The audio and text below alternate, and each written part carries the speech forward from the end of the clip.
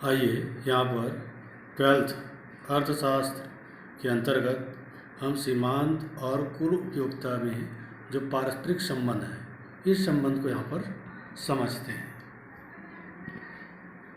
सबसे पहले देखते हैं कुल उपयोगिता है क्या। कुल उपयोगिता संतुष्टि की वह मात्रा है जो किसी वस्तु की निश्चित मात्रा के उपयोग से प्राप्त होती है। मान लेते हैं यहाँ पर तालिका के अंतर्गत देख लेते हैं सेब की हम एक निश्चित मात्रा यहाँ पर हम 5 इकाई तक उपभोग करते हैं। तो 5 इकाई तक उपभोग करते हैं तो हमको 75 के बराबर उपयोगिता मिलती है।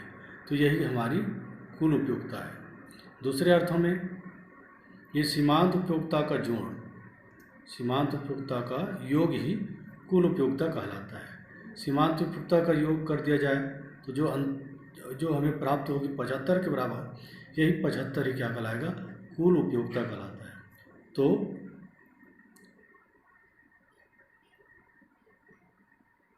जो किसी वस्तु की निश्चित मात्रा यानी एक 5 इकाई तक हमने उपयोग किया, 5 इकाई तक उपयोग किया तो कितने के बराबर उपयोगिता मिली, 75 के बराबर मिली। तो यही क्या कहलाएगा, कुल उपयोगिता कहलाएगा। दूसरा है, देखते हैं यहाँ पर सीमांत उपयोगिता।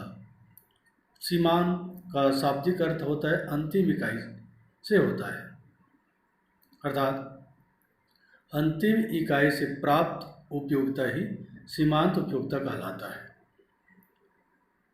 कैसे? तो देखिए तालिका के अंतर्गत जैसे ये 5वां इकाई है, ये 5वां इकाई हमारी अंतिम इकाई है और इससे जो उपयोगिता प्राप्त हुई 5 के बराबर, यही 5 ही हमारी सीमांत उपयोगिता कहलाएगा। क्यों? क्योंकि ये अंतिम इकाई हमने 5 इकाई तक ही उपयोग किया सेव का। 5 इकाई से मिलने वाली उपयोगिता 5 है, तो ये हमारी ये सीमांत उपयोगिता कहलाएगी। तो अंतिम इकाई से मिलने वाली उपयोगिता ही सीमांत उपयोगिता है। तो ये सीमांत उपयोगिता का अंतर्गत हो गया। आइए इन दोनों के परस्पर संबंध को एक तालिका और एक रेखा चित्र के द्वारा समझते हैं।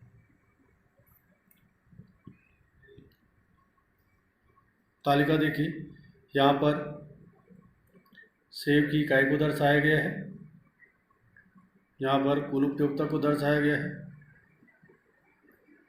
यहाँ पर सीमांत उपयोगिता को दर्शाया गया है। हमने सेब की 8 इकाई लिए हैं, तो हमारी जो कुल उपयोगिता प्राप्त हो रही है ये, और हमारी सीमांत उपयोगिता प्राप्त हो रही है।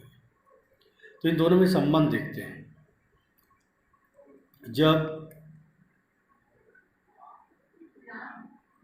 हम इन उत्तरोत्तर इकाई का प्रयोग करते जाते हैं तो हमारी कुल उपयोगिता तो बढ़ते जाती है और सीमांत उपयोगिता घटते जाती है।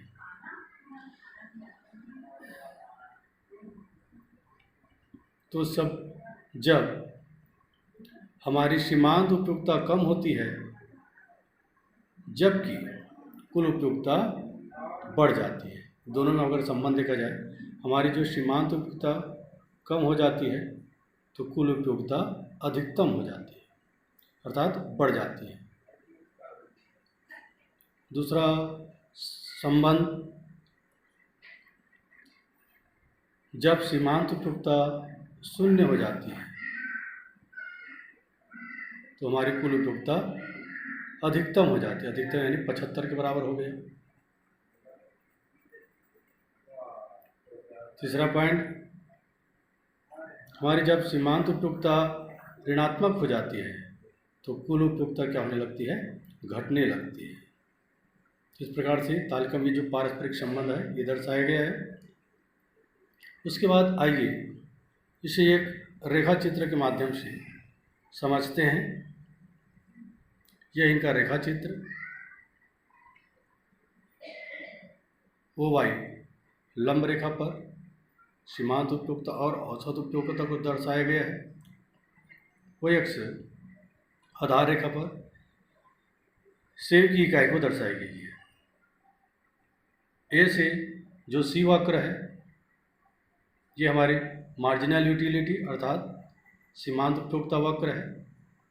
ए से H1 तक जो रेखा खींची गई है ये हमारी टोटल यूटिलिटी है, अर्थात कुल उपयोगिता वक्र है। वही देखते हैं,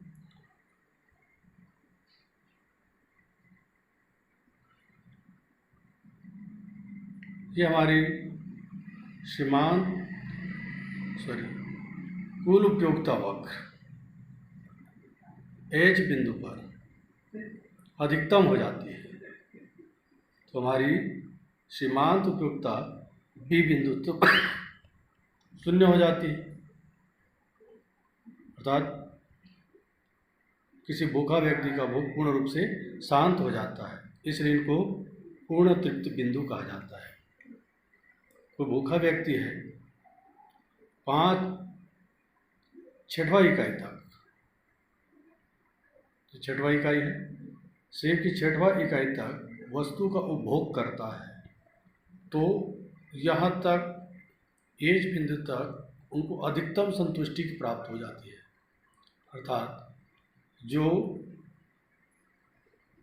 ये 75 इकाई तक 75 उपयोगिता प्राप्त हो जाती है, और हमारी सीमांत उपयोगिता क्या हो जाती है, शून्य रहती है। इसलिए ये पूर्ण तृप्ति बिंदु है। पूर्ण तृप्ति बिंदु के पश्चात अगर हम सेब की संख्या को बढ़ाते जाएंगे तो उससे हमको उपयोगिता नहीं मिलेगी। अगर उपयोगिता मिलेगी तो वो घटने लग जाती है। तो अगला पॉइंट में कुल उपयोगिता वक्र देखिए, जब H से H बिंदु तक घट जाती है, यहाँ से यहाँ तक क्या हो गया, घट गया, तो हमारी मार्जिनल यूटिलिटी अर्थात सीमांत उपयोगिता वक्र B से C तक नीचे चली जाती है, अर्थात ये क्या हो गया, ऋणात्मक सीमांत उपयोगिता को दर्शाता है। तो इस प्रकार से क्योंकि इस पूर्ण तृप्ति बिंदु के पश्चात हम रोटी की संख्या को बढ़ाते जाएं या सेब की संख्या को बढ़ाते जाएं, आप उसमें कोई भी नाम दे सकते हो, सेब दे सकते हैं, रोटी दे सकते हो, केला लिख सकते हो, ये आपके ऊपर निर्भर करता है, आप जैसे समझना चाहते हो। तो यहाँ पर हम सेब को दर्शाया तो सेब के बारे में बताते हैं, जैसे 7वां और 8वां इकाई का उपयोग करते हैं तो हमारी उपयोगिता सीमांत उपयोगिता माइनस हो जाती है, और हमारे यहाँ पर कुल उपयोगिता पहले से क्या हो जाती है, घट जाती है। जैसे तालिका में 70 और 60 हो गया, इसी प्रकार से H से H1 बिंदु तक हमारे कुल उपयोगिता क्या होने लगती है, घटने लगती है। ठीक है, थैंक यू।